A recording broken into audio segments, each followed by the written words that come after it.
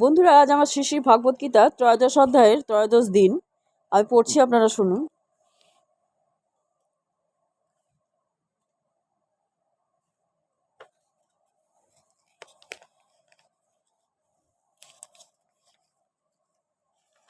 শ্লোক: যাবৎ সংজায়তে কিঞ্চিৎ সত্যং স্থাবর জঙ্গমম ক্ষেত্র ক্ষেত্র ক্ষেত্র ক্ষেত্রজ্ঞ সংযোগাৎ তদ্বিধি ভরতর্ষভ। শ্রীল প্রভুপাদের গীতার গান। স্থাবর জঙ্গম যত জন্মেছে জন্মাবে, ক্ষেত্র ক্ষেত্রজ্ঞের সংযোগ প্রভাবে। অনুবাদ: হে ভারতশ্রেষ্ঠ, স্থাবর জঙ্গম যা কিছু আছে তা সবই ক্ষেত্র ও ক্ষেত্রকে সংযম থেকে উৎপন্ন হয়েছে বলে জানবে। তাৎপর্য: জড়া প্রকৃতি এবং জীব উভয় সৃষ্টির পূর্বে বর্তমান ছিল, তাদের সম্বন্ধে শ্লোকে ব্যাখ্যা করা হচ্ছে। যা কিছু সৃষ্টি হয়েছে তা কেবল জড়া প্রকৃতি এবং জীবের সমন্বয় মাত্র। প্রকৃতিতে অনেক কিছু আছে, যেমন গাছপালা, পাহাড়, পর্বত, যা স্থাবর, যা চলচ্ছক্তি রহিত, এবং অনেক কিছু আছে যা জঙ্গম বা গতিশীল। তারা সকলেই জড়া প্রকৃতি বা জীবাত্মার সমন্বয় ছাড়া আর কিছুই নয়।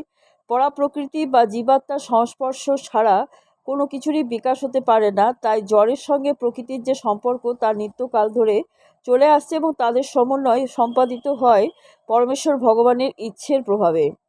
তাই তিনি উৎকৃষ্টা এবং অনুৎকৃষ্টা দুই প্রকৃতিরই নিয়ন্তা। তিনি জড়া প্রকৃতির সৃষ্টি করেছেন এবং উৎকৃষ্টা পরা প্রকৃতিকে তিনি জড়া প্রকৃতিতে স্থাপিত করেছেন, এবং তার ফলে এই সমস্ত কিছু প্রকাশিত হয়েছে এবং সক্রিয় হয়েছে। শ্লোক: সমং সর্বেষু ভূতেষু তিষ্ঠন্তং পরমেশ্বরম বিনশ্বত বিনশন্তং য পশ্যতি স পশ্যতি।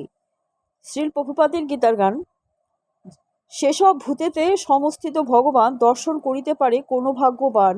ভগবান অবিন্যস্ত, বস্তু তাহার ভেতরে বিন্যস্ত ধর্ম তিনি স্বীকার না করে। অনুবাদ: যিনি সর্বভূতে সমানভাবে অবস্থিত পরমাত্মাকে দর্শন করেন, তিনি জানেন যে জীবাত্মা এবং পরমাত্মা উভয়ে অবিনাশী, তিনি প্রকৃতভাবে দর্শন করেন। তাৎপর্য: সাধু সঙ্গের প্রভাবে যিনি দেহ, দেহী বা জীবাত্মা এবং জীবাত্মার বন্ধু এই তিনটি তত্ত্বের সমন্বয় দর্শন করতে পারেন, তিনি যথার্থ জ্ঞান লাভ করেছেন।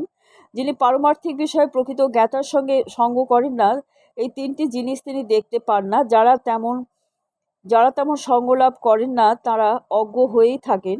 তারা কেবল দেহটাই দর্শন করেন এবং দেহটির যখন বিনাশ হয়ে যায় তখন মনে করেন যে সব কিছুই শেষ হয়ে গেল, কিন্তু প্রকৃতপক্ষে সেটা তো নয়। দেহের বিনাশ হলেও আত্মা এবং পরমাত্মা বর্তমান থাকেন এবং তারা অনাদিকাল ধরে অসংখ্য স্থাবর এবং জঙ্গম শরীরে ভ্রমণ করতে থাকেন। সংস্কৃত শব্দ পরমেশ্বর শব্দটিকে কখনো কখনো জীবাত্মা বলে অনুবাদ করা হয়, কারণ জীবাত্মা হচ্ছেন দেহের ঈশ্বর এবং দেহের বিনাশের পরে তিনি অন্য একটি শরীর গ্রহণ করেন। এইভাবে তিনিই হচ্ছেন ঈশ্বর বা মালিক। কিন্তু পরমেশ্বরম শব্দটিকে পরমাত্মা বলে অন্যেরা ব্যাখ্যা করে থাকেন। দুটি ক্ষেত্রে পরমাত্মা এবং জীবাত্মা উভয় থাকেন, তাদের বিনাশ হয় না।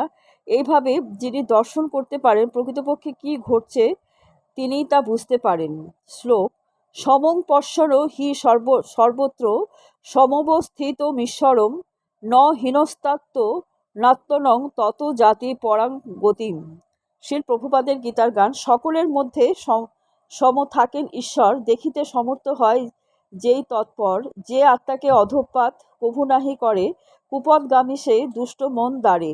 অনুবাদ: যিনি সর্বত্র সর্বভূতে সমভাবে অবস্থিত পরমাত্মাকে দর্শন করেন, তিনি কখনো মনের দ্বারা তার অধঃপতন সাধন করেন না। এইভাবে তিনি পরম গতি লাভ করেন। তাৎপর্য: জীবাত্মা তার জড় জাগতিক অস্তিত্ব স্বীকার করে নিয়ে তার চিন্ময় অবস্থা থেকে ভিন্নতর অধিষ্ঠান লাভ করে, কিন্তু কেউ যখন বুঝতে পারে যে পরমেশ্বর ভগবান তার পরমাত্মা অংশ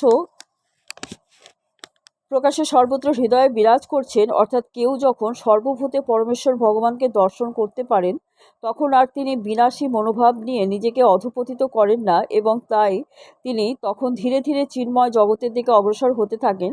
মন সাধারণত ইন্দ্রিয় তৃপ্তিমূলক ক্রিয়া প্রক্রিয়ার চিন্তায় আসক্ত থাকে, কিন্তু সেই মন যখন ভগবদ উন্মুখী হয় তখন পরমার্থ উপলব্ধির পথে অগ্রসর হওয়া যায়। শ্লোক: প্রকৃতৈব চ কর্মাণি ক্রিয়মাণানি সর্বস্ব য পশ্যতি তথাত্তা নম নমকর্তারং স্বপশ্যতি। শ্রীল প্রভুপাদের গীতার গান। প্রকৃতিদত্ত দেহ ইন্দ্রিয়াদি দ্বারা প্রকৃতির সাথে কর্মজীবের সারা সে সারা, কিন্তু আত্মতত্ত্ব জীব কিছু নাহি করে, যাহার দর্শন সে দেখিতে পারে। অনুবাদ। দেহের দ্বারা কৃত সমস্ত কর্ম প্রকৃতি সম্পাদন করেছে, শুদ্ধ আত্মস্বরূপ আমি কিছুই করি না, এইভাবে যিনি দর্শন করেন তিনি যথাযথভাবে দর্শন করেন। তাৎপর্য, পরমাত্মার নির্দেশ অনুসারে জড়া প্রকৃতির দ্বারা জীব দেহ নষ্ট হয় এবং দেহের মাধ্যমে জীব যে সমস্ত কার্যকলাপ করে সেগুলি সে নিজে করে না। সুখ অথবা দুঃখের জন্য সে যাই করুক, প্রকৃতপক্ষে তার দেহের গঠন অনুসারে সেটা করতে সে বাধ্য হয়। আত্মা কিন্তু সর্বদাই সমস্ত দৈহিক কার্যকলাপের ঊর্ধ্বে। বন্ধুরা, আজকে এই পর্যন্ত। আগামীকাল আপনাদের আবার পড়ে শোনাবো।